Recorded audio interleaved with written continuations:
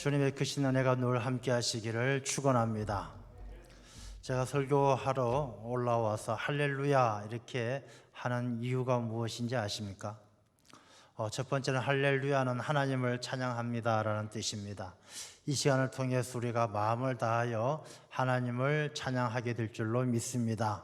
그런 의미가 있고요. 두 번째는 할렐루야 하면 정신 차리고 우리가 말씀 잘 들읍시다, 이런 의미가 담겨져 있습니다. 오늘 주시는 말씀을 통해서 우리에게 큰 은혜 주시는 하나님의 음성을 듣게 될 줄로 믿습니다. 저는 우리 교회 장로님들 이렇게 기도하시는 거 들으면 참 은혜가 돼요. 오늘 1부의 조원선 장로님, 또 2부의 김영식 장로님 기도해 주셨는데, 이렇게 기도를 들으면 설교를 안 해도 이미 다 성도님들께서 은혜를 받으시겠다, 그런 생각이 들 정도로 아주 은혜롭게 기도를 참 잘해 주셔서 아주 너무 감사하게 생각합니다. 그래서 우리가 이 회중 기도할 때, 예배 드릴 때 전체 회중 기도할 때도 우리 성도님들이 더 기도에 대표자가 기도할 때에도 내가 기도하는 것처럼 집중하고, 또 기도를 마치면 아멘 하면서 나의 신앙의 고백으로 그렇게 기도하는 시간 되시기를 간절히 소망합니다. 비가 옵니다. 우리가 이렇게 이맘때 오는 비를 봄비다라고 이야기합니다. 봄비. 비가 오면, 봄비는 참 신기합니다. 이 비가 오고 나면은 이 우리 교회 화단이 작지만 화단의 모습이 틀려져요. 우리가 봄이라는 것을 스프링이라고 이야기하는데 이게 용수철이라는 의미도 있지 않습니까? 이 봄비가 한번 오고 나면은 이게 용수철처럼 생명의 기운들이 튀어 올라와요. 아무것도 없었던 땅에 이만한 싹이 한 이틀 못 봤는데 훌쩍 용수철처럼 튀어 올라와 있는 것을 보게 되어집니다. 나뭇가지에도 싹이 나는가 싶었는데 봄비가 한번 내리고 나면은 이 꽃망울이 활짝 터뜨려지면서 금방 용수철처럼 생명의 기운이 튀어 올라오는 것이죠. 우리가 이 좋은 계절에 우리 모든 성도님들 은혜의 단비가 내리고, 그 은혜의 단비를 통해서 생명의 기운이 용수철처럼 튀어오르는 복된 계절이 되시기를 주님의 이름으로 축원합니다. 특별히 오늘은 종료주일이고 이번 주는 고난주간이고 다음 주일은 부활주일입니다. 기독교에 있어서는 1년 중에 요 기간이 정말로 그리스도의 계절이다라고 이야기할 만큼 너무나 소중하고 의미가 깊은 그런 계절이에요. 요 기간에 우리가 봄비를 맞는 것처럼 우리의 생명의 기운이 용솟음치도록, 생명의 기운이 용수철처럼 튀어오를 수 있도록 우리가 큰 은혜를 누리는 그런 시간 되어야 할 줄로 믿습니다. 이 종료주일은 오늘 본문의 말씀에 기록된 것처럼 바로 그날을 이야기하는 것입니다. 예수님께서 예루살렘 성에 입성하신 날입니다. 예수님은 그 당시에 슈퍼스타, 대세였습니다. 예루살렘 성에 입성하시기 전에 이미 예수님에 대한 소문은 전국에 쫙 퍼져가지고 예수님 그러면 모두가 그냥 너무너무 사랑하고 존경하는 것입니다. 죽은 자도 살리셨고 병든 자도 고치셨고 그냥 못하는 일이 없으신 예수님, 말씀은 권세가 있고, 그래서 예수님은 이미 그 시대의 대세였습니다. 그런 대세였던 예수님께서 이전에도 예루살렘에 몇 번 오신 적은 있지만 그때는 그냥 남몰래 그냥 슬금슬금하니 개별적으로 오셔서 유월절을 지키고 가르치시다가 내려가시고, 왜? 자꾸 시세 많은 사람들이 많았기 때문에 조용히 다니셨어요. 근데 오늘 이 본문의 말씀은 그 시대의 슈퍼스타, 대세였던 예수님께서 공식적으로 예루살렘 성에 입성을 하시게 된 것입니다. 이 예수님께서 예루살렘 성에 입성하실 때 제자들은 얼마나 흥분했겠습니까? 이때까지는 그냥 남 모르게 왔다 갔다 했는데 공식적으로 예루살렘 성에 들어온다라고 생각하니까 얼마나 흥분됩니까? 이미 대세였던 예수님을 모든 예루살렘 성민들이 기다리고 있는데, 오늘 본문의 말씀처럼 예수님께서 딱 새끼 나귀 타고 들어오시니까 사람들이 나와서 호산나를 외치면서 겉옷을, 이 이스라엘 백성들이 겉옷이라는 것은 우리가 생각하는 겉옷하고 달라요.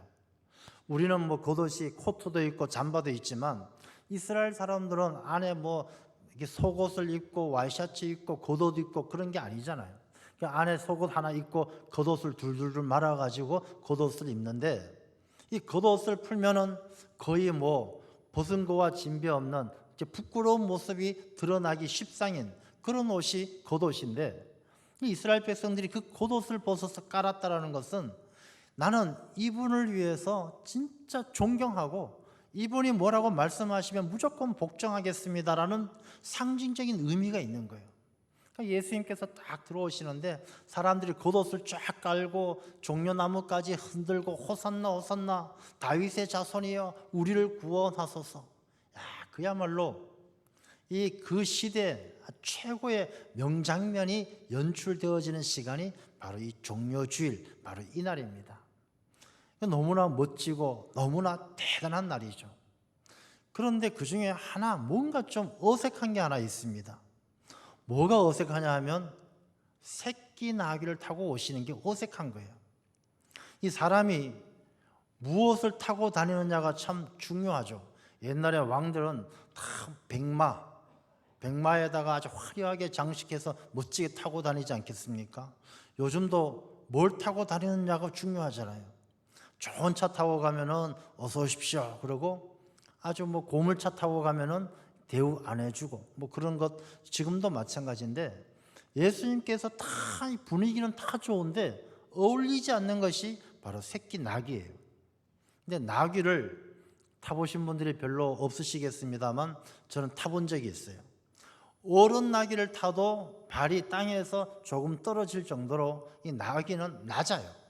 새끼 나귀는 타면 발이 땅에 닿을 듯 말 듯, 이게 애들 장난같이 참 이렇게 볼썽사나운, 어른이 타고 다니기는 어울리지 않는 그런 모습으로 아마 연출이 되었을 것입니다. 다 좋은데 뭐 겉옷을 깔고 호산나 외치고 온 성민들 나와서 환영하는 건 다 좋은데, 예수님이 타고 가는 새끼 나귀가 뭔가 그 분위기에 맞지 않는 애들 장난같이 초라한 느낌이 든다라는 것입니다. 왜 예수님은 새끼 나귀를 타셨을까? 아니, 말도 있고 좋은 건 많은데. 그래서 오늘 본문의 말씀 가운데 5절 말씀에 보면, 시온 딸에게 이르기를 내 왕이 내게 임하나니 그는 겸손하여 나귀 곧 멍에 매는 짐승의 새끼를 탔도다 하노라. 이 말씀은 스가랴서 9장 9절에 나오는 말씀이에요.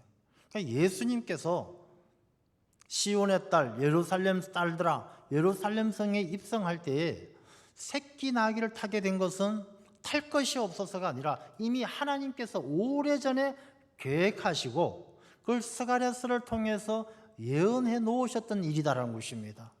예수님께서 새끼 나귀를 탄 건 우연이 아니라 하나님께서 계획하고 준비하신 일이다라는 것이죠. 왜 그랬겠습니까? 예수님께서 이 땅에 오신 의미를 알려주기 위해서. 사람들이 생각할 때는 와, 예수님께서 멋진 백마를 타고 그냥 금발을 휘날리면서 멋지게 막 하여튼 이 개선 장구처럼 입성하는 그런 이스라엘의 왕을 기대할지 몰랐지만, 하나님의 계획은 그게 아니었다는 것이죠.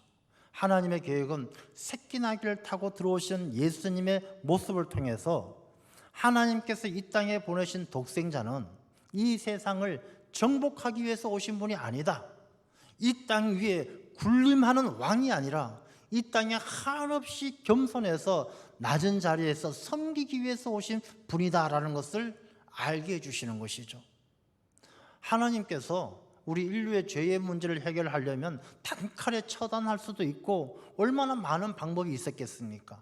그러나 예수님, 독생자 예수님을 이 땅에 보내셔서 십자가 위에서 죽으시면서 흘리신 보혈의 값으로 우리의 죄의 문제를 해결해 주신다는 것은 이 땅에 가장 낮은 자리로 겸손해서 섬기러 오신 주님, 이 땅에 섬김을 받으러 온 것이 아니라 섬기러 오신 주님을 말씀해 주시는 것이죠. 그리고 그분은 우리를 통치하고 다스리기 위해서가 아니라 이 땅에 평화를 이루시기 위해서 오신 분이다. 하나님과의 평화, 이웃과의 평화, 평화의 왕으로 오신 분이 바로 예수님이다라는 것을 알려주시기 위해서 예수님께서 예루살렘 성에 입성하실 때 새끼 나귀를 타고 오게 하신 것입니다. 그런데 이렇게 하나님께서 계획하신 일들이 이루어지기 위해서는 많은 사람들의 순종과 많은 사람들의 헌신이 있었던 것이죠. 예수님께서 새끼 나귀를 타고 들어오시기 위해서는 오늘 본문의 말씀에 보면 벳바게에서 먼저 제자들에게, 두 제자들에게 너 저쪽 마을에 가면 나귀가 메어져 있을 텐데 그 나귀를 가지고 와라. 누가 뭐라고 하면 주께서 쓰시겠다. 그러면 줄 것이다. 가서 가져와라. 이렇게 이야기했을 때 두 제자가 가서 그 나귀 새끼를 가지고 오게 되어집니다. 여기에서 우리가 하나 생각할 것은 이 두 제자의 순종하는 자세에 대해서 한번 생각해 볼 필요가 있습니다. 우리가 예수님께서 만약에 나무에 매여 있는 새끼 나귀를 가지고 와라. 이거는 사실 우리가 상식적으로 생각하면 남의 물건을 손대는 거예요. 그리고 가지고 오면서 우리가 이걸 가지고 가면 뭐 사용료 얼마 드릴 테니까 좀 빌려주십시오. 이것도 아니고 우리 주께서 쓰시겠다. 이렇게만 이야기하고 가지고 온다는 것은 무슨 조폭도 아니고 뺏는 것과 마찬가지거든요. 이 두 제자가 생각할 때, 상식적으로 생각할 때 이게 방법이 옳지가 않아요. 가서 차라리 선생님 가서 돈 몇 푼 주고 빌려서 갖고 오는 게 낫지, 이걸 이렇게 가서 우격다짐으로 주가 쓰시겠다고 가져오는 건 옳지 않습니다. 아마 그렇게 생각할 수도 있는데 이 두 제자는 그렇지 않았다는 것이죠. 말씀대로 자기의 상식과 자기의 생각보다는 주님의 말씀대로 순종해서 가져와서 주님께서 쓸 수 있도록 했다는 것입니다. 저는 우리 교회뿐만 아니라 이렇게 쭉 목회를 하면서 교회에서 많은 일들을 해보지 않습니까? 많은 일들을 하게 되어질 때 대부분의 사람들이 다 그런 이야기를 해요. 어떤 이야기를 하면은 예 알겠습니다 보다는 그건 상식적으로 봤을 때 옳지 않습니다. 이렇게 하는 게 좋습니다. 늘 자기 생각과 자기가 알고 있는 상식을 앞세우는 일들이 많다라는 것이죠. 하나님이 계획하시고 하나님께서 일을 이루시는 것을 사람들이 순종으로 감당하는 것이지 자기의 상식과 자기의 생각으로 일을 이루어가는 것이 아니다라는 것입니다. 그래서 이 종려주일 날 예수님께서 하나님의 계획을 따라 나귀의 새끼를 타게 된 데는 이 두 제자의 자기의 상식과 자기의 생각을 뛰어넘고 주님의 말씀에 우선해서 순종하는 믿음이 있었다라는 것을 우리가 기억해야 하는 것입니다. 우리가 주님께서 2000년 전에 예루살렘 성에 입성하신 것처럼 하나님의 계획을 따라 입성하신 것처럼 하나님께서는 또다시 주님께서 먼 훗날 심판의 주로 마라나타 다시 오실 주님을 약속해 주시고 계획해 놓으셨어요.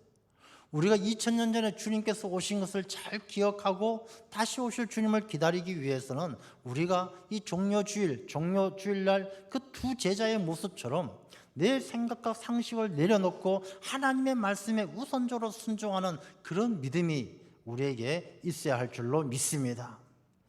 두 번째는 나귀의 주인을 한번 생각해 볼 필요가 있죠. 이 나귀 새끼를 나무에 묶어놓고 키우는 주인의 마음은 어땠겠습니까? 이 새끼 잘 키워가지고 나귀가 크면은 이 나귀를 통해서 돈 좀 벌어야지. 짐을 실어다 주고 돈도 받고 또 필요할 땐 타고 다니고. 어쩌면 이 나귀 새끼는 주인에게 있어서는 소중한 미래죠. 자기의 재산입니다. 자기가 아주 아끼는 것이죠. 이 나귀 새끼는 이 주인에게 큰 위로가 되고 힘이 되는 바로 소중한 소유물이죠. 근데 그것을 예수님께서 주가 쓰시겠다라고 달라고 그러는 것이죠. 어떻습니까? 만약에 우리가 새끼 나귀 주인이라면 선뜻 내줄 수 있겠습니까? 지금도 우리가 주께서 쓰시겠다라는 이야기 듣고도 안 내줄 때 많잖아요. 우리가 묶어놓고 소중하게 생각하는 것들 있지 않습니까? 내 시간, 앞으로 놀아야 될 시간, 내가 재밌게 지내야 될 시간, 나만의 시간 딱 묶어놓고 주님께서 그 시간 내가 좀 쓰겠다 내어놓으십니까? 주님 바빠요. 내가 지금 다른 할 일이 있어요. 나중에 한가할 때요. 우리가 내가 딱 묶어놓은 시간 주님께서 쓰시겠다고 할 때 안 내어놓을 때가 얼마나 많습니까? 내가 가지고 있는 물질, 내가 가지고 있는 소유, 내가 가지고 있는 재미, 주님께서 쓰시겠다고 할 때 안 내어놓지 않습니까? 우리가 노후를 위해서 준비해 놓은 것 주님께서 쓰시겠다 그러면 선뜻 내어놓을 수 있겠습니까? 이 나귀 주인은요, 주께서 쓰시겠다 할 땐 아무 얘기 없이 기꺼이 먼저 내어드렸던 것이죠. 이 나귀 주인은 예수 그리스도 그 시대의 대세였던 주님께서 어떤 분이신지 알았고 그분이 하고자 하는 일을 알았기 때문에 자기가 소중했던 자기의 시간, 자기의 건강, 자기의 미래도 주님을 위해서라면 기꺼이 내어놓을 수 있었던 헌신이 있었기 때문에 하나님의 계획이 이루어질 수가 있었던 것입니다. 주님께서 다시 오십니다. 그 일을 기다리는 우리 성도들의 삶이 어떠해야 되겠습니까? 내 시간이니까 내가 꽉 쥐고 있어야 되겠습니까? 내 소유니까 내가 꽉 쥐고 있어야 되겠습니까? 우리가 주님께서 쓰시겠다고 할 때 기꺼이 기쁨으로 내어드릴 수 있는 그런 헌신의 삶이 우리에게 주어질 때 주님께서 이 땅에 다시 오실 때 우리가 칭찬받는 하나님의 백성 될 줄로 믿습니다. 오병이어의 기적 잘 아시잖아요. 이 소년이 그 볼품없는 도시락이지만 자기에게는 소중한 거 아니겠어요? 새끼 나귀처럼 자기에게 하루 먹을 양식이 전부인데 그것을 자기가 나만 먹겠다라고 꽉 쥐고 있었더라면 아무 일도 일어나지 않죠. 그러나 그 오병이어의 도시락을 주께서 쓰시겠다고 할 때 내어놓았을 때에 5천 명이 넘는 수많은 사람들이 먹고도 남는 역사가 일어났던 것입니다. 우리가 내가 소중하게 생각하는 시간, 건강, 물질, 내게 주신 모든 것들 주께서 쓰시겠다고 할 때 기쁨으로 내어드릴 수 있는 그런 결단이 우리에게 있어야 할 줄로 믿습니다. 그런 결단이 있어야 우리의 삶이 이 스프링처럼 용수철처럼 우리가 하나님께서 기뻐하시는 삶으로 영적인 도약이 일어나는 것입니다. 그 다음에 이 새끼 나귀는 무엇이겠습니까? 내가 가지고 있는 가장 연약한 것들이죠. 새끼 나귀 한 번도 사람을 태워본 적이 없어요. 훈련 받아본 적이 없어요. 할 줄 아는 게 없어요. 이 새끼 나귀는 가만히 풀어놓으면요 혼자 그냥 천방지축 뛰어다니는 것이 바로 새끼 나귀예요. 근데 이 새끼 나귀에 예수님이 등에 딱 타니까 이 새끼 나귀의 삶이 달라진 거예요. 그냥 내버려 두면 천방지축 볼품없는 새끼 나귀일 뿐인데 그 새끼 나귀의 등에 허리에 예수님이 딱 타고 나니까 그 앞에 사람들이 겉옷을 깔고 종려나무를 흔들면서 호산나 호산나 외친단 말입니다. 우리가 내 혼자 힘으로 살아가는 인생은 새끼 나귀처럼 천방지축 뛰면서 이리저리 다른 사람들에게 피해만 주고 밭을 짓밟아서 못쓰기만 만드는 그런 무기력한 삶이지만 새끼 나귀처럼 연약하게 그지없는 나의 삶에 예수 그리스도께서 주인 되셔서 주님이 내 인생의 주인이 되셔서 내 등에 탄다라면 우리의 삶이 놀랍게 달라질 줄로 믿습니다. 예수님이 등에 타시면 사람들이 겉옷을 깔고 호산나를 외치는 것처럼 주님께서 우리의 인생의 발걸음을 영광의 자리로 모든 사람들에게 칭찬받는 선한 영향력을 끼칠 수 있는 하나님의 일꾼된 인생의 발걸음으로 인도하실 줄로 믿습니다. 그래서 우리가 종료주의를 맞이하면서 우리가 2000년 전에 그날만 생각할 것이 아니라 다시 주님께서 예루살렘 성에 입성하는 것처럼 우리의 마음에 입성하실 때 이 땅에 주님께서 다시 오실 때를 위해서 우리가 어떻게 준비해야 되는가를 말씀해 주고 계시는 겁니다. 이렇게 예수님께서는 하나님의 계획하신 대로 제자들의 순종과 나귀 주인의 헌신과 새끼 나귀의 순종을 통해서 예수님께서는 예루살렘 성에 입성을 하셨어요. 많은 사람들이 나와서 호산나 호산나 외쳐요. 그런데 우리 아까 장로님께서 기도해 주신 것처럼 이 사람들이 호산나를 외치던 사람들이 며칠 못 가서 예수를 죽여라, 십자가에 못 박으라 외쳐서 예수님을 십자가에 못 박게 하는 것입니다. 도대체 왜 이런 일이 일어났을까요? 아니 며칠 전만 해도 호산나 호산나 다윗의 자손이여 나를 구원하소서 하던 사람들이 왜 예수님을 십자가에 못 박으라라고 외치게 되었을까요? 저는 이 예루살렘 성민들을 어쩌면 우리들이 아닌가라는 생각도 해보게 되어집니다. 예루살렘에 예수님께서 입성하신 것처럼 우리도 신앙생활하면서 주여 주여 외치고 예수님 호산나 외치면서 예수님을 영접합니다. 그러나 그 사람들 중에 얼마 가지 못해서 예수님을 십자가에 못 박는 사람들도 많이 있음을 보게 되는 것이죠. 먼저 이 호산나를 외치면서 예수님을 영접하는 예루살렘 성민들이 예수님을 어떻게 생각했을까요? 예수님께서 제자들에게 물어보셔요. 사람들은 나를 누구라 하느냐? 어떤 이는 엘리야라고 합니다. 엘리야, 기도의 사람, 기도만 하면 비가 내리고 기도하는 사람. 어떤 사람은 세례 요한이라고 합니다. 혁명가, 야 회개하라, 새로운 세상이 왔다. 어떤 사람은 예레미야라고 합니다.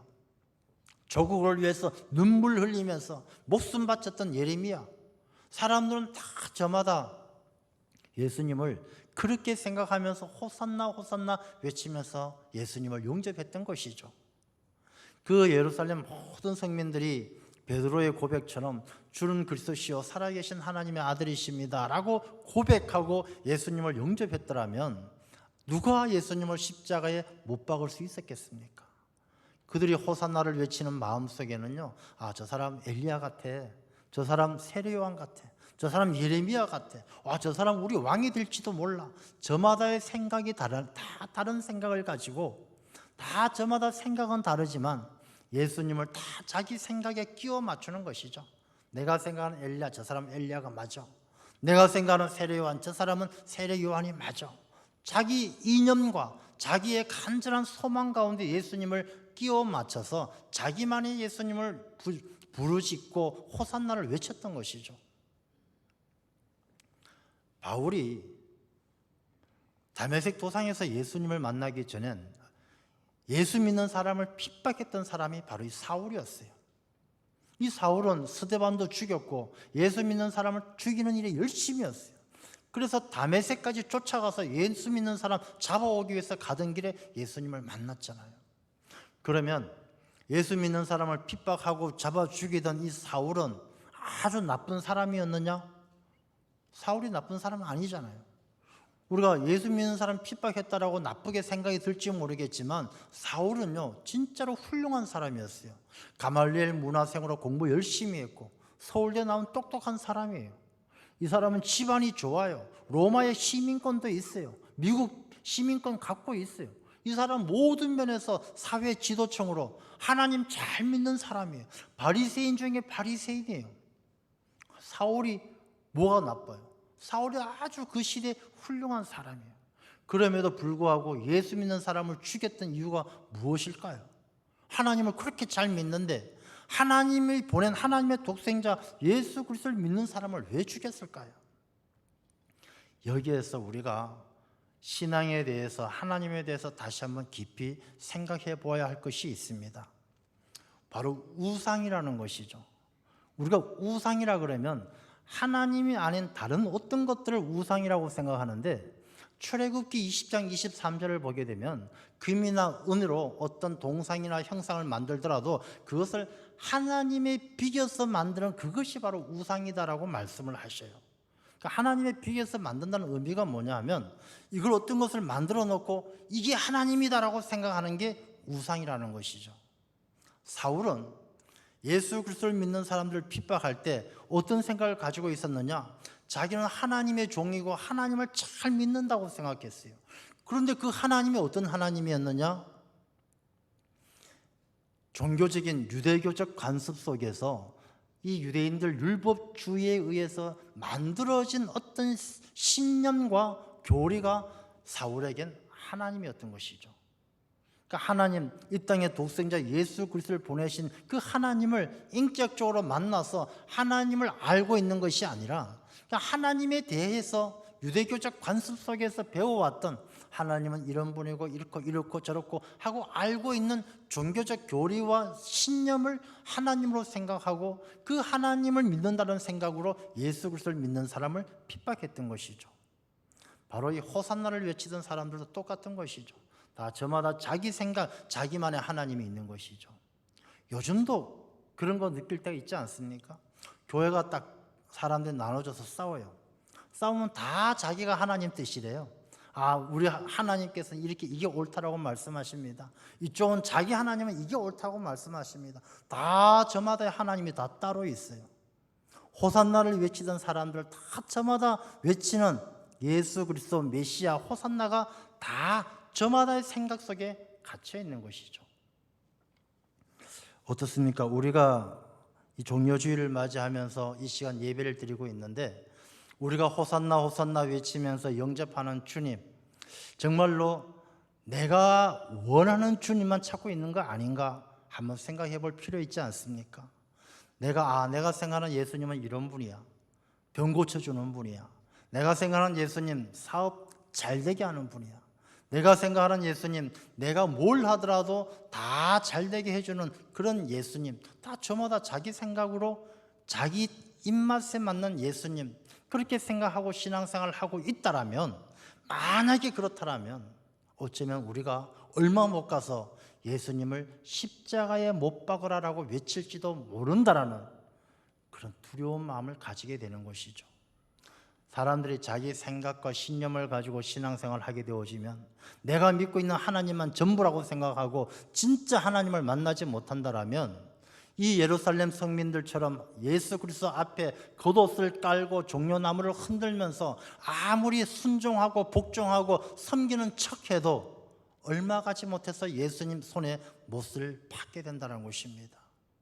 그래서 우리가 이 종료주의를 통해서 정말로 어떤 내가 알고 있는 주님, 내가 만나는 주님이 어떤 분인지를 다시 한번 깊이 우리가 내 자신을 돌아보면서 이 땅에 메시아로 오신 주는 그리스도시요 살아계신 하나님의 아들이신 그 주님을 만날 수 있는 은혜의 시간 되어야 할 줄로 믿습니다. 이 종료주의를 통해서 우리는 우리의 신앙을 한번 깊이 돌아봐야 돼요. 다 저마다 자기의 기준, 자기의 신념, 자기 이상에 맞는 신앙생활을 하는 사람들이 너무 많은 것이죠. 호산나를 외치긴 외치는데 생각이 다른 것이죠. 그런 사람들은 결국은 예수님을 십자가에 내줄 수밖에 없는 삶이 된다라는 것입니다. 예수님께서는 이제 예루살렘 성에 입성하셔서 한 주간을 보내시면서 이제 십자가에 못 박히게 되어집니다. 그래서 우리가 고난주간 특별 새벽 기도회를 통하여 주님께서 입성하신 한 주간의 삶을 통하여 마지막 한 주간의 삶을 우리가 함께 나누면서 우리가 다시 오실 주님을 어떻게 기다려야 되는가를 살펴보려고 하는 것입니다.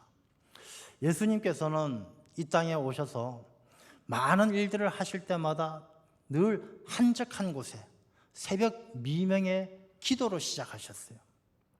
병자를 고치실 때, 죽은 사람을 살리실 때 예수님께서 늘 틈만 나면 한적한 곳에 가서 기도로 시작하셨는데, 특별히 새벽 미명에 기도한다는 것은 성경 말씀에 보면 이 새벽은 하나님께서 아주 영적으로 우리를 깊이 만나주는 시간이에요. 홍해바다가 갈라지는 것도 새벽이에요. 여리고성이 무너지는 것도 새벽이에요. 만나를 내려주시는 것도 새벽이에요. 다윗은 나는 새벽을 깨우리라 그렇게 기도했어요. 우리가 고난주간 특별 새벽 기도회는 여러분들을 귀찮게 하기 위해서 하는 것이 아니라 정말로 내가 어떤 주님을 만나야 되는지, 내가 만나고 있는 주님은 어떤 분이신지 깊이 주님을 만나기 위해서요. 그래서 우리 고난주간을 통해서 기도하면서 주님을 깊이 만날 때 우리의 삶이 달라지는 것이죠. 마중물이라는 게 있지 않습니까? 마중물, 펌프질 할 때 마중물을 한 바가지 넣고 펌프질을 열심히 해야 펌프가 터져서 물이 콸콸콸 올라오는 것이죠. 우리가 기도합니다. 내 삶이 물된 동산이 되게 해주십시오. 꽃이 피고 결실이 맺고 하나님을 기쁘게 하는 물된 동산과 같은 우리 가정, 우리 삶이 되게 해주십시오. 그 물은 어디서 나옵니까? 이 스프링은 물이 샘솟는 거 아니겠습니까? 그 물은 마중물을 넣어서 펌프질 하듯이 내가 간절히 기도할 때 그 기도를 통해서 응답하시는 하나님의 은혜가 우리의 삶 속에 터질 때 물된 동산이 되는 것입니다. 저는 이번 종료주일, 오늘 종료주일이고 이번 고난주간 한 주간을 통해서 우리 모든 성도님들이 마중물을 붓고 열심히 하나님 앞에 기도해서 그 기도하는 성도님들의 가정과 삶 그 자리에 물된 동산과 같이 샘물이, 은혜의 샘물이 터져서 하나님이 기뻐하시는 풍성한 결실을 맺는 복된 삶이 되실 줄로 믿습니다. 그래서 우리가 고난주간 특별 새벽 기도에 우리가 힘쓰고, 우리가 방송으로도 할 겁니다. 방송도 할 건데 또 멀리 거리가 멀어서 못 오시는 분은 새벽에 방송을 통해서라도 정말로 열심히 기도하면서 이번 고난주간이 우리의 영적인 스프링이 되는, 영적으로 샘물이 솟아나고 영적으로 용수철처럼 도약해서 더 하나님께 가까이 나아가는, 더 주님을 닮아가는 복된 시간 되시기를 주님의 이름으로 축원합니다. 기도하겠습니다. 아버지 하나님,